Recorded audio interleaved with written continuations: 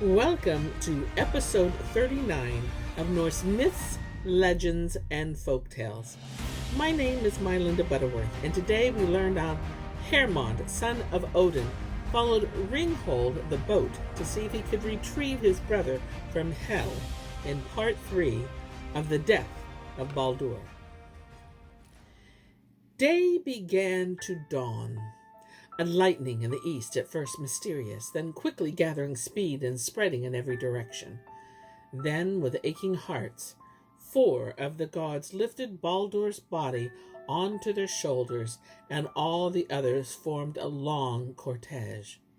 They carried him down to the sea and laid his corpse near Ringhorn, his own great boat with its curved prow. The gods wanted to build Baldur's pyre in the waist of the boat up against the mast. They took hold of the stern and tried to launch the boat, but their grief had so exhausted them that they could not summon up the strength to shift it onto its rollers. Then the gods sent a messenger speeding to Jotunheim to ask for the help of the giantess Hyrrokin. A great crowd out of Asgard sat near the water, watching the pulse of the waves. They were pensive and subdued, none of them so strong that he could escape the flux of his own feelings and comfort the others. In a while, Hyrrokin came. She was huge and grim, riding a wolf with vipers for reins. As soon as she leapt off her steed, Odin summoned 4 berserks and told them to watch over the wolf and the vipers, and ensure they caused no harm. The very sight of the 4 men in their animal skins angered the wolf. Its eyes flickered and it snarled. The berserks seized the viper reins, but they were unable to hold the wolf fast. First it dragged them one way, then another, slithering helplessly through the sand as it tried to break free.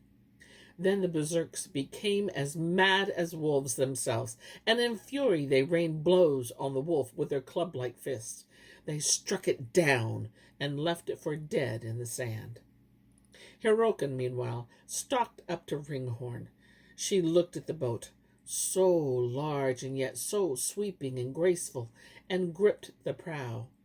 Then she dug in her heels, and with a horrible grunt, she pulled so hard that Ringhorn raced screaming down the rollers and crashed into the water. The pine rollers burst into flames, and the 9 worlds trembled. "Enough!" shouted Thor.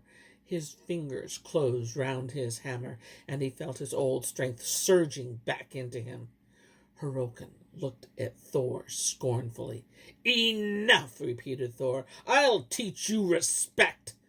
But Odin and several other gods hurried to Thor's side and restrained him.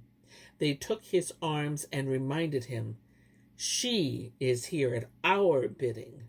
"I'll crack her skull," muttered Thor. "It would be wrong to injure her," said the gods. "Leave her. Ignore her." And slowly, Thor's volcanic anger subsided inside him. He kicked at the sand, causing a sandstorm, and walked up and down. Then the 4 gods who had carried Baldur's body down to the sea gently raised it again and waded out to Ringhorn, rocking on the water. They set down his spotless body on a high bench covered in crimson cloth. Baldur's wife, Nanna, was watching, and when she saw Baldur lying there lifeless, her body shook. She could not control it. She was tearless, in too much pain for tears now. Then Nanna's heart broke. The daughter of Nep died there, and she was carried out to Ringhorn and laid beside her dead husband. The cortege had swollen to a vast gathering. Odin was there, his ravens, thought and memory perched on his shoulders. Frigg accompanied him, and so did the Valkyries, Shaker and Mist, Axe-Time and Raging, Warrior and Might, Shrieking, Hostfetter and Screaming, Spear-Bearer, Shield-Bearer, Wrecker of Plans. All those beautiful maidens, choosers of the slain, stood grouped around the father of battle. Freyr had come to the cremation in his chariot drawn by Gullinbursti, the gold-bristled boar fashioned for him by the dwarfs Brock and Eitri. Heimdall had ridden out of Asgard on his mount, Gold Tuft, and Freya sat in her chariot drawn by cats. The elves were there, the dwarves were there, and hundreds of frost giants and rock giants stood there too. A great gang who had followed Hyrrokin out of Jotunheim. That was a vast concourse, a mingling of mourners and the merely curious on the foreshore, scuffing the strip of sand that never wholly belongs to earth or to sea. The seabirds rose and wheeled and dipped, screaming. The sea sobbed, and everyone there watched the ritual on Ringhorn. A pyre was built around the body of Baldur and his wife Nanna, dry faggots that needed nothing more than a spark to leap into their own life and consume the lifeless bodies that lay upon them, releasing their spirits to travel on. Then many treasures were laid within Ringhold, buckles and brooches and rings, clasps and pins, and not only treasures but knives and buckets and scissors and spindles and spades and all the fabric of life. Baldur's horse, meanwhile, was galloping along the foreshore and worked into a steaming sweat. Then a servant plunged a short dagger into its throat.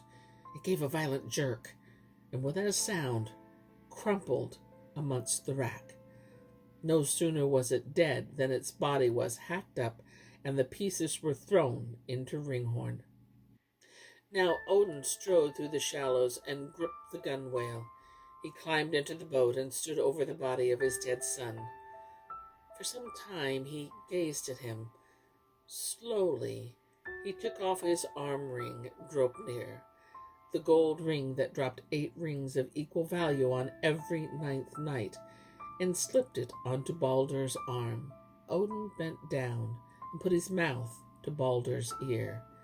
Again he gazed at his son, and then he left Ringhorn. At a sign from Odin, a servant stepped forward with a lighted brand. He set fire to the pyre, and at once a steady plume of smoke, twisting and spiraling, rose into the calm air. Thor raised his hammer. Slowly and solemnly he intoned the magic words to hallow the cremation. Then a dwarf called Lit, who had lost all interest in the proceedings, came running along the water's edge. He passed right in front of Thor, and Thor was so enraged that he put out a foot and tripped him. Before Lit had time to pick himself up, Thor gave him a terrible kick. The dwarf flew through the air and landed right on the licking and curdling pyre. In this way he was burned to death beside Baldur. The paint was released, and with it the pent emotions of the mourners. They wept as the boat began to drift out, rocking across the water. They wept, and they talked about Baldur, the most beautiful, the most gentle, and most wise of them all. Ringhorn rode across the water. Sea winds caught at her and tugged her away. First she was more boat than flame, but soon more flame than boat. She was a quivering shape, a farewell on the horizon, moving on under a great cloud of its own making.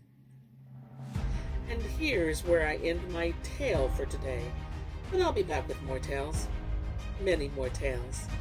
Until then, my friends, enjoy the journey.